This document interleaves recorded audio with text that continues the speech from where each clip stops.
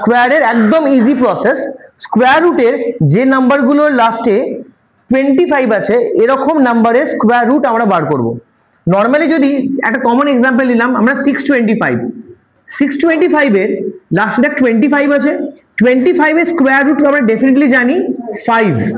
আর 6 কে আমরা যদি এমন ভাবে ভাঙবো যে দুটো নাম্বারের ডিফারেন্স হবে 1, 6 কে যদি আমি 2 into 3 ভাঙি তো 2 আর 3 এর ডিফারেন্স হচ্ছে 1, এর মধ্যে ছোট নাম্বার কোনটা 2, ডেফিনেটলি এখানে আমরা 2 টা বসিয়ে দেব, এটা হচ্ছে আমার আনসার।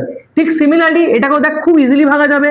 25 এর স্কোয়ার রুট হচ্ছে আমার 5 আর 20 কে যদি আমরা ভাঙি 4, হ্যাঁ 5 into 4, এর মধ্যে সবচেয়ে ছোট নাম্বার কোনটা 4, 4 কে আমি এখানে লিখে দেব, এটা হবে আমার এক্সপেক্টেড আনসার।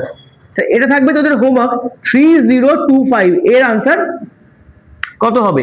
এটা তো গেল আমার স্কোয়ার রুট।